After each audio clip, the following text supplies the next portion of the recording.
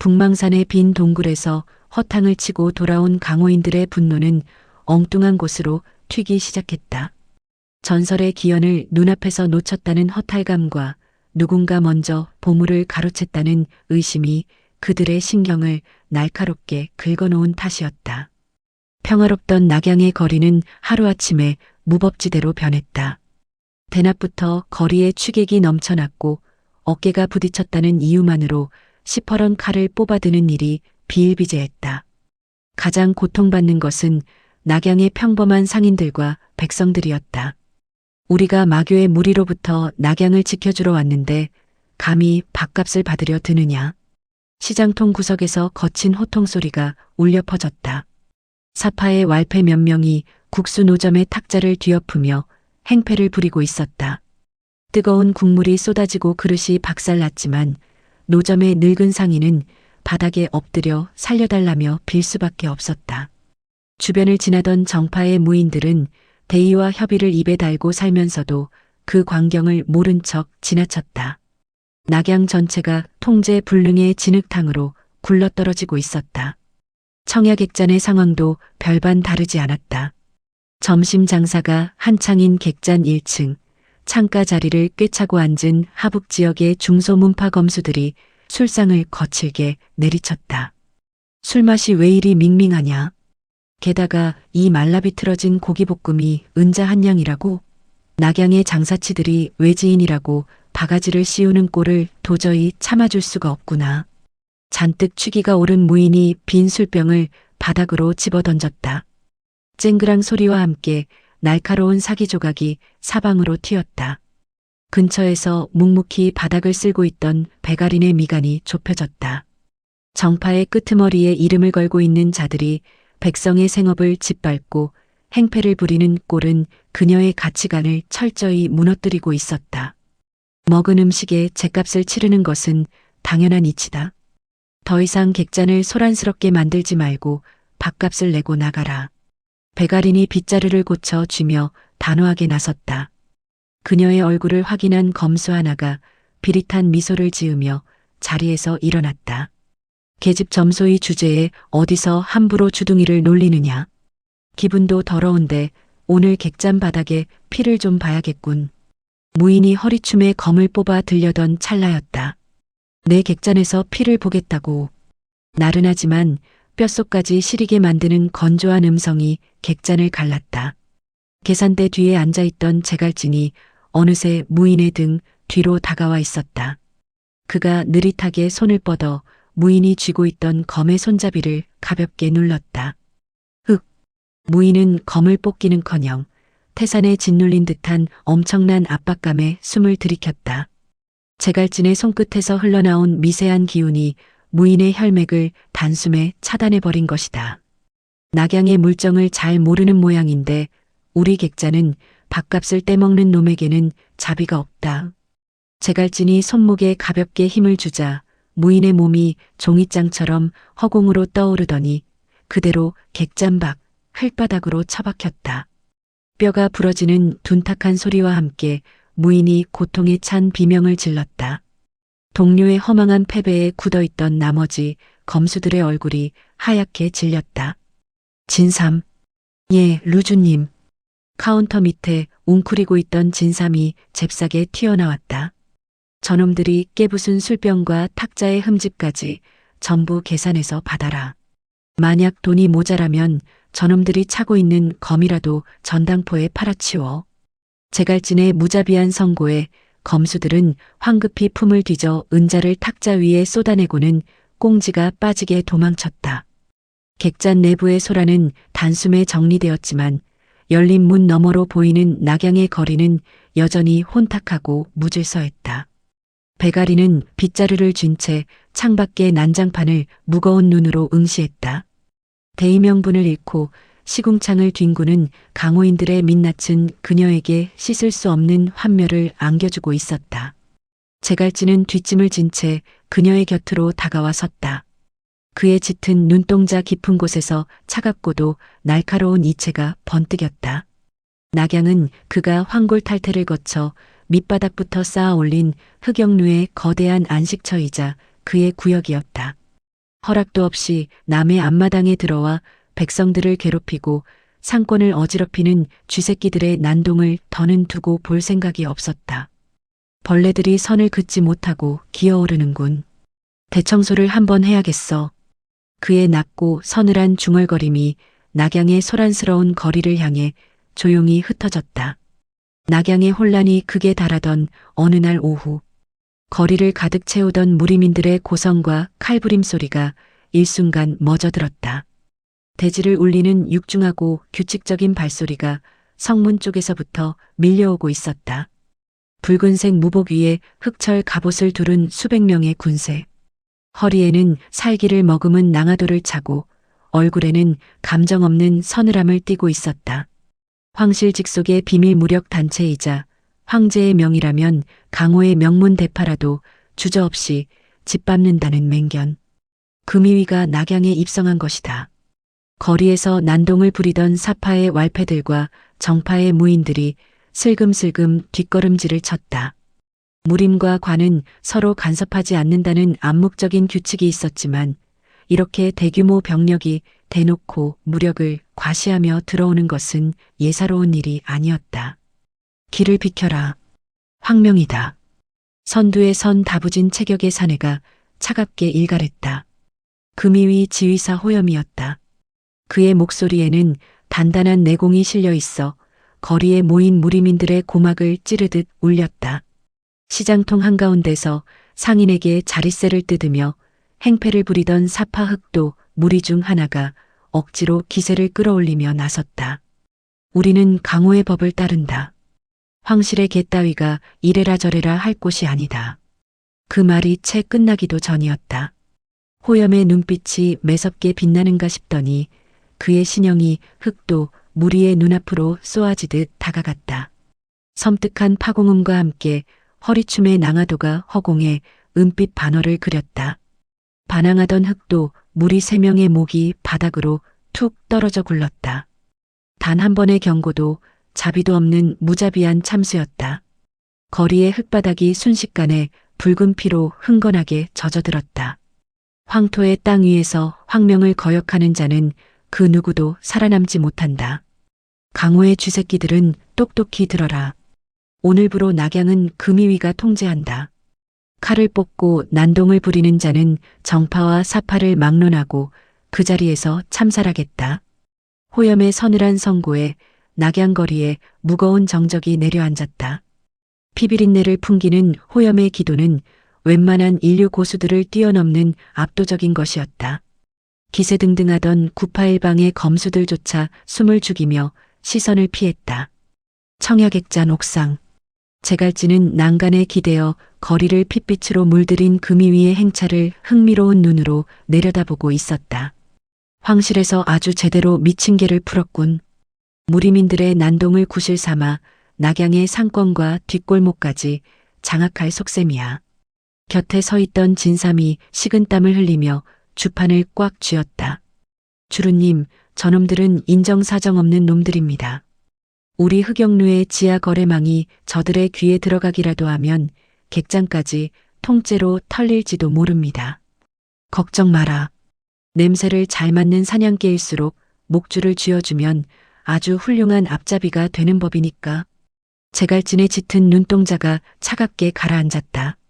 황실의 개입은 변수였지만 그 변수마저 판의 일부로 뒤집어버린 지략이 그의 머릿속에서 빠르게 형태를 갖춰가고 있었다.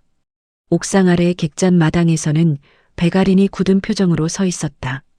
무법지대로 변했던 거리가 황실의 억압적인 무력 앞에 단숨에 숨을 죽이는 광경은 그녀에게 또 다른 형태의 씁쓸함을 남겼다. 대의를 잃고 시궁창을 구르던 무리민들이 광군의 칼날 앞에 꼬리를 내리는 모습은 강호의 씁쓸한 현실을 여과 없이 보여주고 있었다. 어스름이 깔리는 낙양의 밤 공기 속으로 핏자국을 닦아내는 금이위 병초들의 묵직한 발소리만이 고요하게 울려 퍼지고 있었다. 낙양의 주둔한 금이위의 임시 지휘소. 지휘사 호염은 탁자 위에 펼쳐진 낙양의 지도를 내려다보며 굳은 표정으로 서 있었다. 대규모 병력을 이끌고 거리를 장악하는 데는 성공했지만 수면 아래의 상황은 달랐다. 기세가 꺾인 무리민들은 낙양의 복잡한 뒷골목과 버려진 정각들 사이로 숨어들어 은밀하게 세력을 규합하고 있었다. 정파와 사파의 무리들이 어디에 얼마나 숨어 있는지, 그들이 어떤 음모를 꾸미고 있는지 파악할 정보망이 금이위에게는 턱없이 부족했다. 황실의 맹견이라 불리는 그들이었지만 낯선 마굴에서는 눈이 멀고 코가 막힌 짐승에 불과했다. 쥐새끼들을 소탕하려면 놈들의 굴고리부터 찾아내야 하거늘 낙양의 어둠을 밝힐 횃불이 없구나. 호염이 답답한 듯 허리춤에 낭하도를 만지작거리며 중얼거렸다. 횃불을 빌려줄 수는 있지. 물론 공짜는 아니다. 어둠이 짙게 깔린 방 한 구석에서 나른하고 건조한 음성이 들려왔다. 호염의 눈동자가 매섭게 수축했다. 그는 반사적으로 낭하도를 뽑아들고 목소리가 들린 쪽을 겨누었다. 밖에는 수십 명의 정예 병초들이 철통 같은 경계를 서고 있었다. 그 모든 눈을 속이고 지휘소 안으로 잠입한 자가 있다는 사실에 호염의 등에 서늘한 식은땀이 흘렀다. 어둠 속에서 느릿하게 모습을 드러낸 것은 흑삼을 걸친 제갈진이었다. 그는 주인의 허락도 없이 지휘소 안의 의자에 비스듬히 기대앉아 여유롭게 다리를 꼬고 있었다. 내 놈은 대체 누구냐? 어찌 이곳에 들어온 것이지? 호염이 살기를 뿜어내며 당장이라도 낭하도를 휘두를 기세로 다가갔다. 하지만 제갈진은 눈썹 하나 까딱하지 않았다.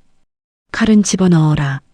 내가 널 암살할 생각이었다면 내 목은 이미 지도 위에 굴러다니고 있었을 테니까. 평온한 말투였지만 그 속에 담긴 절대적인 자신감과 미세하게 흘러나오는 기백은 호염의 발걸음을 강제로 멈춰 세웠다. 강호의 수많은 고수를 겪어본 호염의 본능이 눈앞의 사내를 함부로 건드려서는 안 된다고 강하게 경고하고 있었다. 호염은 경계를 늦추지 않은 채 낭하도를 서서히 내렸다. 원하는 것이 무엇이냐? 동어. 제갈진이 탁자 위로 작은 서책 하나를 툭 던졌다. 너희 금이위는 칼은 날카롭지만 낙양의 어둠을 볼 눈이 없지. 반대로 나는 이 도시의 모든 쥐새끼가 어느 하수구에 숨어 있는지 훤히 꿰뚫어보는 눈을 가졌지만 내 손으로 직접 쓰레기들을 치우는 건 아주 귀찮아 하거든. 호염의 시선이 탁자 위의 서책으로 향했다. 제갈진이 말을 이었다. 낙양 뒷골목을 지배하는 정보망을 너희 금이위에게 제공하겠다. 그 대가로 청약액장과 내가 운영하는 상단의 모든 사업에 대해 황실의 절대적인 보호를 보장해라. 내 구역에서 금이위 병초들이 함부로 칼을 뽑거나 상인들을 겁박하는 일은 없어야 할 것이다. 호염은 굳은 얼굴로 서책을 집어들고 첫 장을 펼쳤다. 그곳에는 낙양에 잠입한 구파일방의 주요 거점과 사파 왈패들의 은신처, 심지어 그들의 인원수와 현재 보유한 무기까지 소름 끼칠 정도로 상세하게 적혀 있었다. 금이위가 수십 명의 첩자를 풀어도 한 달 내에 알아내기 힘든 최고급 정보들이었다. 황실의 무력을 내 놈의 사적인 방패로 쓰겠다는 속셈이군. 서로 득을 보는 장사 아닌가. 너는 내가 던져주는 명단대로 합법적인 토벌을 벌여 황실에 큰 공을 세우고 나는 성가신 무리민들을 광군의 손을 빌려 청소하니 말이다. 호염은 깊은 생각에 잠겼다. 상대의 정체를 완벽히 알 수는 없었으나 이 도시의 진정한 지배자가 누구인지 명확히 깨닫는 순간이었다.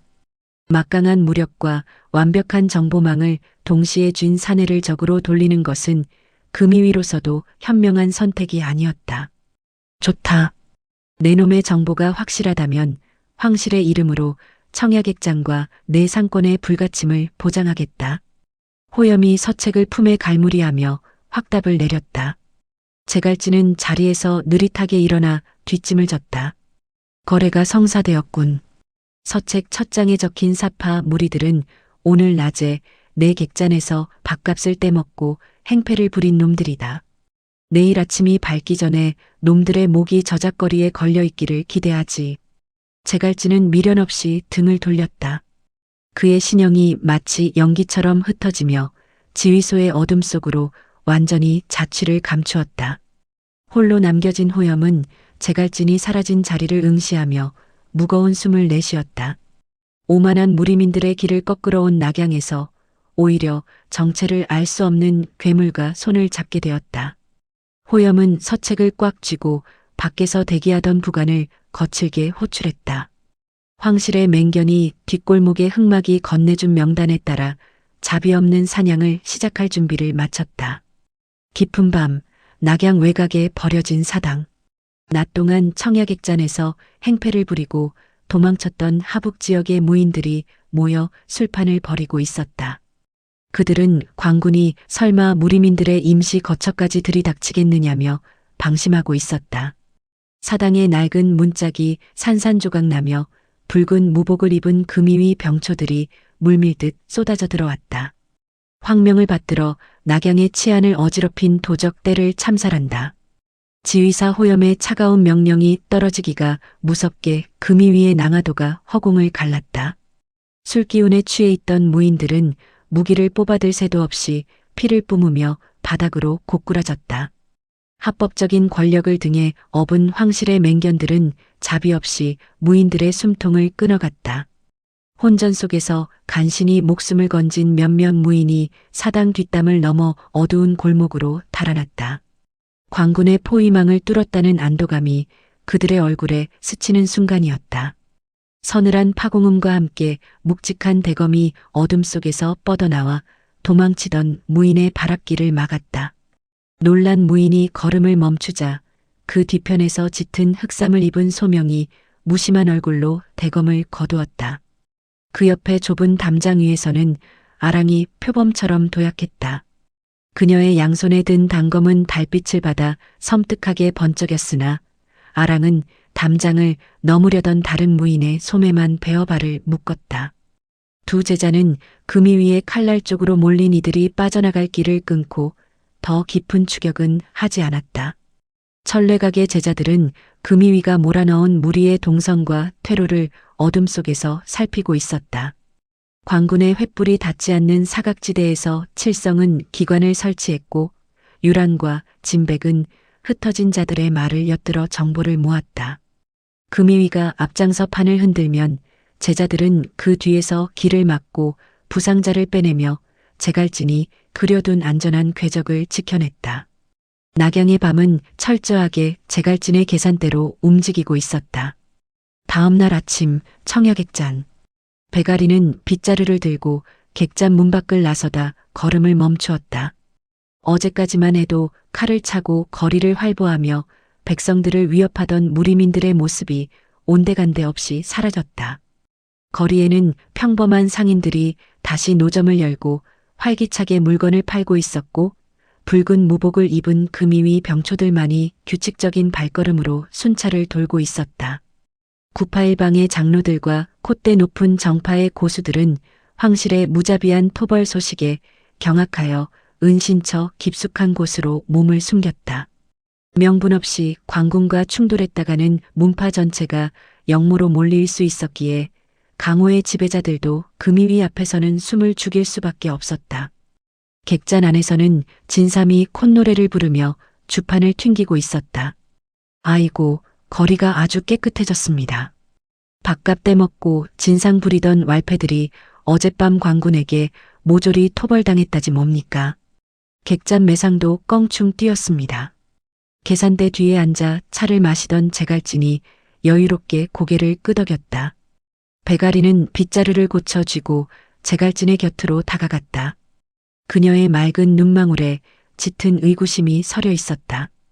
금이위가 어젯밤 벌인 토벌은 지나치게 정확하고 치밀했다. 마치 낙양의 모든 어둠을 훤히 꿰뚫어 보고 있는 것처럼.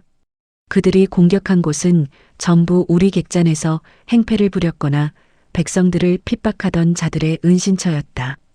배가린이 날선 시선으로 제갈진을 직시했다. 설마 당신이 금이위와 결탁한 것이냐? 제갈진은 마시던 찻잔을 내려놓고 무심하게 배가린을 마주보았다. 도사님은 상상력이 지나치게 풍부하군. 나는 그저 밥값 잘 챙기는 선량한 낙양의 객잔 주인일 뿐이다. 광군이 도적대를 잡아들여 백성의 평화를 찾아준 것을 두고 왈가왈부할 이유는 없지 않은가. 제갈진의 뻔뻔한 대답에 배가리는 입술을 꽉 깨물었다. 물증은 없었지만 그녀의 직감은 이 거대한 판을 움직이는 흑막이 바로 눈앞의 사내임을 강하게 확신하고 있었다. 무리민들을 옥죄는 황실의 맹경과 그 목줄을 쥐고 여유롭게 차를 마시는 뒷골목의 지배자. 강호의 질서를 완벽하게 통제하는 제갈진의 지략 앞에 배가리는 빗자루를 쥔 손에 가볍게 힘을 주었다. 금이 위에 토벌로 낙양거리가 숨죽인 사이 텅 빈 가짜 기연 동굴이 있는 북망산 중턱은 기괴한 정막에 휩싸여 있었다. 비영은 짙은 그림자 속에 몸을 숨긴 채 깎아지른 절벽 사이를 미끄러지듯 이동했다. 동굴에 남겨진 천례각의 함정 진식들을 회수하고 혹시라도 남아있을 쥐새끼들의 동태를 살피라는 제갈진의 명을 수행하는 중이었다. 동굴 깊숙한 곳, 무리민들이 서로 칼부림을 벌였던 빈 상자 주변을 정리하던 비영의 발걸음이 멈칫했다. 살수로서 평생을 어둠 속에서 살아온 그녀의 예민한 감각이 미세한 이질감을 포착했다. 동굴 벽면의 아주 좁은 틈새에서 북망산의 서늘한 바람과는 전혀 다른 탁하고 끈적한 기류가 흘러나오고 있었다. 피비린내를 머금은 짙은 막이었다. 비영은 기척을 완벽하게 지우고 바위 틈새로 몸을 밀어넣었다. 한 사람이 간신히 지나갈 만한 좁고 구불구불한 통로를 한참 동안 통과하자 그녀의 시야가 거짓말처럼 탁 트였다. 비영의 차가운 눈동자가 미세하게 흔들렸다. 북망산의 심장부에 거대한 지하 미궁이 입을 벌리고 있었다. 수십 개의 굵직한 돌기둥이 천장을 떠받치고 있었고 바닥에는 붉은 안료로 그려진 끔찍하고 거대한 진법의 궤적이 얽혀 있었다. 그 진법의 한가운데서 핏빛 장포를 걸친 수십 명의 무리들이 기괴한 진언을 외우며 끊임없이 마귀를 주입하고 있었다. 가짜 장보도에 낚인 무리민들이 겉핥기식으로 휩쓸고 간 산의 진짜 깊은 곳에 마교, 천라맹이 낙양을 집어삼키기 위해 파 내려간 진짜 은거지이자 거대 진법의 핵심부가 숨겨져 있었던 것이다. 장난처럼 던진 미끼 주변에 진짜 거대한 맹수가 다리를 틀고 있었음을 확인한 순간이었다. 비영은 숨소리조차 내지 않고 단검을 고쳐쥐었다. 당장이라도 저 핏빛 장포들의 목을 베고 싶었으나 진법 중앙에서 뿜어져 나오는 기운은 그녀가 홀로 감당할 수 있는 수준이 아니었다. 그녀는 즉시 몸을 돌려 어둠 속으로 스며들었다. 청야객잔의 지하 밀실. 제갈진은 탁자 위에 발을 얹은 채 나른한 얼굴로 찻잔을 돌리고 있었다. 비영이 어둠 속에서 소리 없이 나타나 한쪽 무릎을 꿇었다.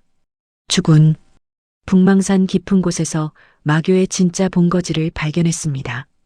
가짜 기연 동굴과 이어진 좁은 틈새 너머에 수천 명을 수용할 수 있는 거대한 지하 미궁과 살상용 진법이 완성 단계에 다다라 있었습니다. 비영의 건조하고 정확한 보고에 제갈진의 움직임이 멎었다. 그가 탁자 위에 올려두었던 발을 천천히 내리며 눈썹을 좁혔다. 가짜 지도를 핑계로 강호인들을 북망산으로 몰아넣었는데 하필 그 밑바닥에 마교 놈들의 진짜 심장이 뛰고 있었다는 말이군. 예. 정파와 사파의 무리민들이 헛다리를 짚고 물러가지 않았다면 놈들의 미궁 입구가 발각되는 것은 시간 문제였을 겁니다. 천라맹 놈들도 등잔 밑에 몰려든 불청객들 때문에 단단히 숨을 죽이고 있었던 모양입니다. 제갈진의 짙은 눈동자 깊은 곳에서 시퍼런 뇌기가 타닥거리며 일어났다. 강호의 위선자들을 골탕 먹이고 은자를 긁어 모으기 위해 짠 유쾌한 사기극이었다. 하지만 자신이 대충 붓으로 찍어 강호에 뿌린 북망산의 좌표가 결과적으로 마교가 목숨을 걸고 숨기려 했던 진짜 뇌관을 정통으로 건드려버린 꼴이 되었다. 귀찮은 일이 생겼군. 마교놈들이 쥐새끼처럼 숨어만 있을 리가 없다. 자신들의 앞마당까지 쳐들어온 정파놈들을 보고도 가만히 있는다면 그건 마교가 아니지. 놈들은 분명 이 상황을 뒤집을 흉악한 판을 짜고 있을 것이다. 제갈진의 서늘한 시선이 밀실의 벽면을 꿰뚫고 북망산 쪽을 향했다. 그가 던진 가짜 돌멩이가 낙양의 수면 아래 도사리고 있던 가장 거대하고 위험한 괴물을 완전히 깨워버렸다. 장기판의 말들이 제갈진의 통제를 벗어나 핏빛으로 물든 지하 미궁을 향해 새로운 궤적을 가리기 시작했다. 북망산 지하 깊은 곳, 거대한 진법이 붉은 빛을 명멸하는 미궁의 심장부. 그곳에는 숨만 쉬어도 끈적한 피비린내가 진동하는 사내가 거대한 도리자에 앉아 있었다. 백발이 섞인 거친 머리카락과 핏빛이 감도는 흑적색 장포. 마교 천라맹의 지배자 마존 사마독이었다. 그가 내뿜는 혈염의 기운 때문에 주변의 공기는 기괴하게 일렁였고 바닥의 돌덩이들마저 바짝 말라붙어 갈라지고 있었다. 사마독의 발밑에 엎드린 마교의 정보책이 떨리는 목소리로 보고를 올렸다. 낙양에 퍼진 가짜 장보도 소동으로 정파와 사파의 쥐새끼들이 북망산 중턱까지 몰려왔었습니다. 다행히 그들은 빈 상자만 발견하고 자기들끼리 칼부림을 벌이다 물러갔습니다. 현재 낙양거리는 금이위가 통제하고 있어 무리민들은 숨을 죽인 채 은신처에 틀어박혀 있습니다. 보고를 듣던 사마독의 입가에 잔혹한 미소가 번졌다. 거대한 지하 미궁을 완성하기 위해 수년간 낙양의 밑바닥을 파고들며 공을 들였다. 그런데 누군가 얄팍한 가짜 지도를 뿌려 강호의 이목을 이곳으로 끌어들였다. 사마독은 턱을 괴며 낮고 묵직한 음성을 뱉어냈다. 누군가 장난을 쳤군. 얕은 수작으로 강호의 탐욕을 자극해 돈을 벌려 했거나 아니면 우리의 존재를 눈치채고 쥐새끼들을 몰아넣어 방패막이로 쓰려 했겠지. 하지만 판을 짠 놈은 자신이 던진 미끼가 어떤 괴물을 깨웠는지 모르고 있다. 사마독이 자리에서 천천히 일어났다. 그가 뿜어내는 흉흉한 마기에 정보책은 숨을 쉬지 못하고 바닥에 머리를 찧었다. 금이 위에 눈을 피해 숨어있는 정파의 수뇌부들에게 은밀히 정보를 흘려라. 그들이 보았던 빈 상자는 가짜가 아니라 진짜 기연을 가리기 위한 껍데기일 뿐이라고. 상자가 있던 석단 아래에 수백 년간 숨겨져 있던 진짜 지하 미궁의 입구가 있다고 말이다. 정보책이 고개를 번쩍 들었다. 마교의 비밀스러운 본거지를 적들에게 스스로 노출하라는 명령이었기 때문이다. 사마독은 붉게 물든 눈동자를 빛내며 잔혹하게 선언했다. 함정을 파놓고 사냥감이 오기를 기다리는 것은 지루하다. 저들이 전설의 비급에 눈이 멀어 제발로 미궁 속으로 기어들어오게 만들어다. 탐욕에 찌든 정파의 위선자들을 이 거대한 살상진법의 제물로 바치겠다. 낙양의 지하를 정파놈들의 무덤으로 만들어주마. 명령은 빠르고 은밀하게 실행되었다. 금이 위에 칼날을 피해 버려진 정각과 지하 창고에 숨어있던 981방의 장로들과 사파의 고수들에게 새로운 소문이 스며들었다. 빈 상자는 속임수였고 진정한 고수의 무덤은 북망산 깊은 지하 미궁에 있다는 내용이었다. 수치심과 허탈감에 빠져있던 무인들의 눈동자에 다시금 지독한 탐욕의 불길이 타올랐다. 금이 위의 무력도 마교의 위협도 그들의 눈을 가린 무력 앞에서는 아무런 장애물이 되지 못했다. 그들은 남몰래 무기를 챙겨 어둠을 틈타 북망산으로 발걸음을 옮기기 시작했다. 같은 시각 청야객잔의 지하 밀실. 진삼이 사색이 된 얼굴로 뛰어들어왔다. 주군, 큰일 났습니다. 숨어있던 정파와 사파의 늙은이들이 약속이라도 한 듯 일제히 북망산으로 몰려가고 있습니다. 누군가 미궁의 진짜 입구에 대한 소문을 낙양 전체에 뿌렸습니다. 탁자에 기대앉아 차를 마시던 제갈진의 손이 멈칫했다. 그의 머릿속에서 어긋났던 퍼즐 조각들이 단숨에 맞춰졌다. 제갈진은 찻잔을 내려놓으며 차갑게 가라앉은 목소리로 입을 열었다. 사마독이 움직였군. 내가 던진 미끼를 역으로 이용해 정파놈들을 일망타진할 그물을 친 거다. 미궁 속으로 들어가는 순간 놈들은 마교가 준비한 살상진법에 갇혀 모조리 도축당하겠지. 자신이 돈을 벌기 위해 짠 가짜 장보도의 판이 마존의 무시무시한 지략에 의해 정파를 쓸어버릴 거대한 덫으로 변모하고 있었다. 제갈진은 혀를 차며 자리에서 일어났다. 강호의 위선자들이 떼죽음을 당하든 말든 평소라면 귀찮다며 모른 척했겠지만 자신의 앞마당인 낙양에서 마교가 승리자가 되어 활개치는 꼴은 도저히 눈뜨고 볼 수 없었다. 남의 판을 함부로 훔쳐가면 대가를 치러야지. 제갈진의 짙은 눈동자 깊은 곳에서 푸른 뇌기가 서늘하게 번뜩였다. 그는 한쪽 구석에 놓여있던 검은 복면을 집어들고 천천히 걸음을 옮겼다. 낙양의 어둠 속에서 진정한 지배자들이 격돌할 시간이 다가오고 있었다. 제갈진이 거처로 삼았던 상층 석실과 달리 석단 아래의 통로는 그가 끝내 열지 않았던 봉인 구역이었다. 북망산 중턱의 텅 빈 동굴은 다시금 거친 발소리와 횃불의 붉은 일렁임으로 가득 찼다.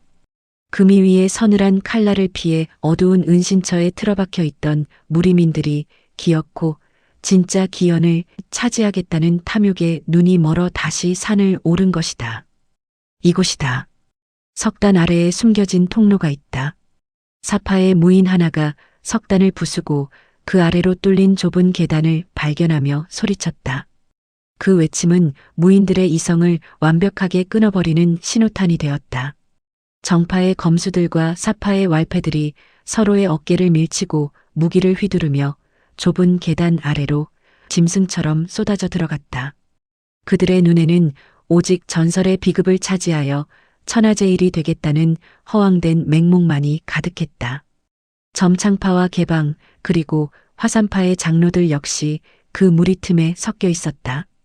평소 강호의 도리를 부르짖던 그들이었지만 남들보다 한 발 늦을세라 체면을 내던지고 어두운 통로를 향해 다급하게 발걸음을 옮겼다.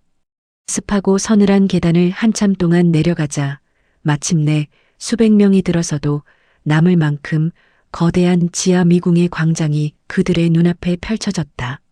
하지만 광장 어디에도 그들이 기대했던 고수의 유해나 보물 상자는 없었다.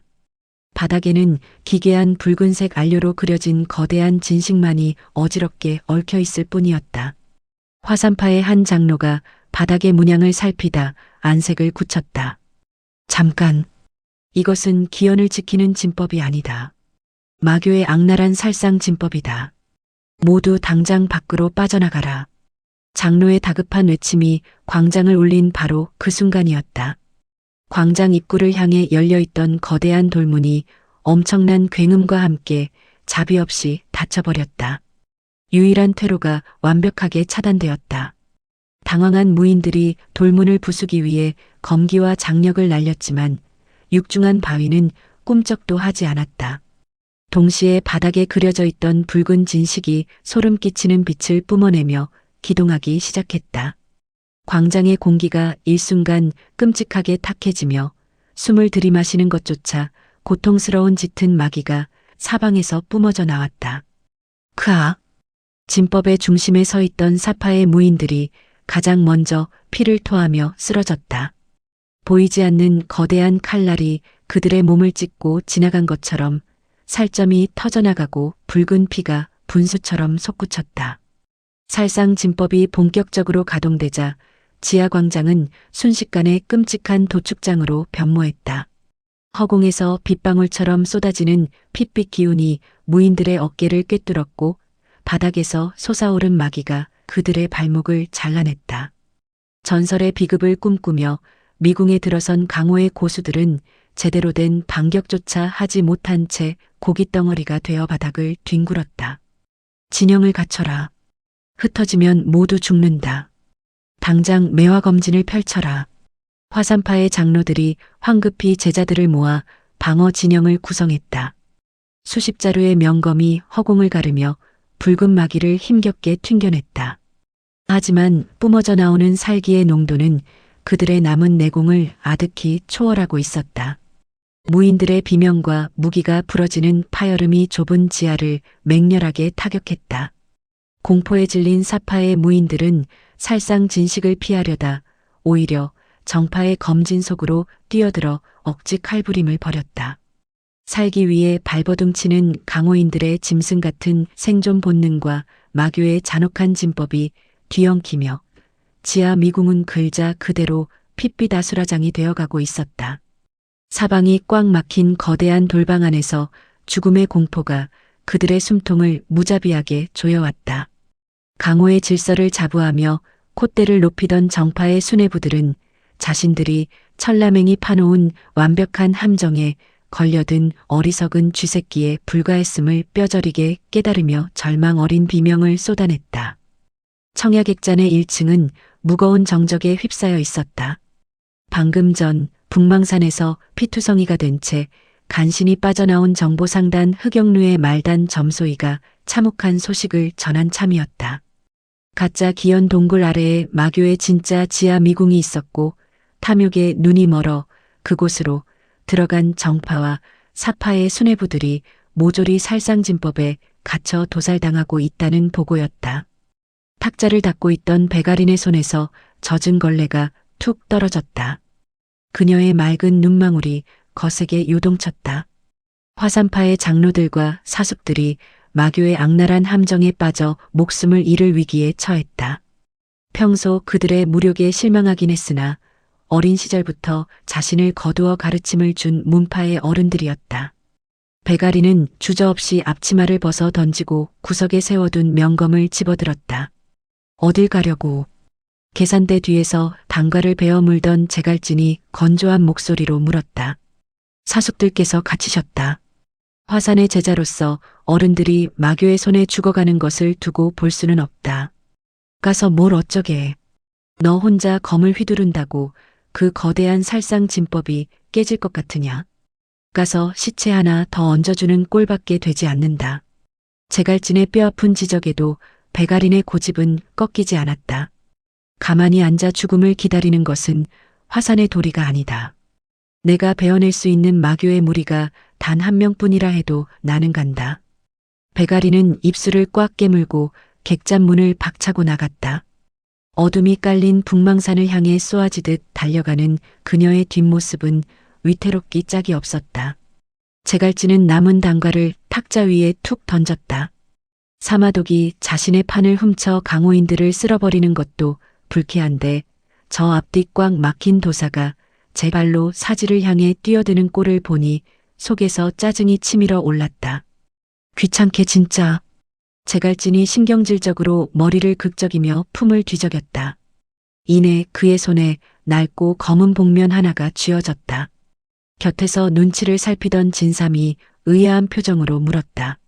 루주님, 그 복면은 왜 다시 쓰시는 겁니까? 화산파 도사님은 이미 루주님이 그 벼락고수라는 걸 다 알고 계시지 않습니까? 장사 하루 이틀 하냐?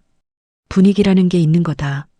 그리고 저 미궁 속은 흙먼지가 날려서 맨 얼굴로 들어가기 싫단 말이다. 제갈진은 뻔뻔하게 대꾸하며 흑삼의 깃을 세우고 복면을 뒤집었었다. 얼굴을 가리는 의미가 전혀 없는 위장이었지만 적어도 객잔 주인이라는 꼬리표를 떼고 절대 고수로서 판에 개입하기 위한 그만의 의식이었다. 제갈진의 신형이 연기처럼 객잔에서 사라졌다.